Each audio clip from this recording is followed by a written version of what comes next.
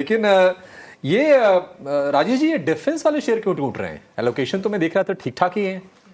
क्या कोई निराशा है क्या? मतलब 15% टोटल आउटले उनका बढ़ा है, फिर भी हम देख रहे हैं कि बीएल ये डे लो पे है, निफ्टी टॉप लूजर है। तो देखिए अभिषेक जी, डिफेंस स्टॉक्स में हमने देखा पिछले 3-4 दिनों में एक अच्छी बाइंग एक्यूमुलेशन एक्टिविटी देखने को मिली थी और एक्सपेक्टेड था कि इस तरीके का अनाउंसमेंट यहाँ आते हुए दिखेंगे। मार्केट थोड़ा ज़्यादा एक्सपेक्ट कर रहा था। ठीक है कि जो भी अनाउंसमेंट हुआ है जिसमें अलोकेशन हुआ है, बट मार्केट का सेंटिमेंट जब एसटीटी का अनाउंसमेंट हुआ वहीं से बिगड़ा। मार्केट वैसे ही एक अस्थिरता के दौर से गुजर रहा था। काफ़ी कुछ अड़चने मार्केट में पिछले दिनों में देखने को मिली। तो हमें लगता है कि मार्केट का सेंटिमेंट जो हर्ट हुआ है जब एसटीटी अनाउंसमेंट, उस समय हमने देखा कि ब्रॉड बेस्ड सेलिंग देखने को मिली और सभी स्टॉक्स में करेक्शन देखने को मिला।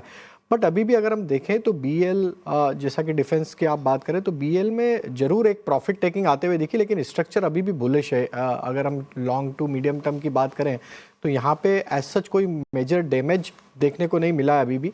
हमें लगता है जब तक ये 410 400 के ऊपर बना हुआ है, एज सच यहाँ पे स्टॉक में वापस ग्रेजुअली बाइंग इंटरेस्ट बढ़ते हुए दिखेगा। इन स्टॉक एक रिकवरी का ट्रेड कंटिन्यू करते हुए दिखेगा। बाकी अगर डिफेंस रिलेटेड स्टॉक्स की बात करें तो हमें लगता है कि वहाँ वैसे ही ऑलरेडी स्ट्रक्चर वीक थे।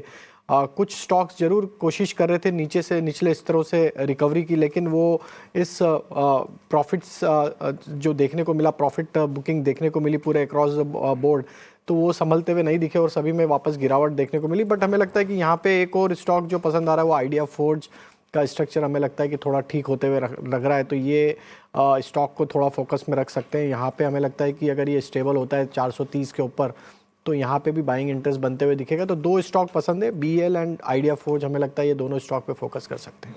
ठीक है, आइडिया फोर्स तो ऊपर भी है, करीब 4% ऊपर ये शेयर कारोबार कर रहा है। हालांकि बीएल के अगर हम नीचे देखें निफ्टी में तो एसबीआई 4% टूट गया शेयर। ये नरेश जी, ये जो बात चल रही है कि हाई लेवल रिव्यू कमेटी बनाएगी सरकार बैंकिंग को लेकर, तो इसको लेकर ये डर क्या है फिर? मतलब शेयर क्यों टूट रहे हैं? क्या कुछ अंदर से कुछ गड़बड़ चीजें ना निकल जाए इस आशंका में? होना नहीं चाहिए, क्योंकि आई थिंक आरबीआई परव्यू के अंदर ये सारी बैंक्स आती है and SBI is expected to be one of the most critical banks as far as PSU banks are concerned.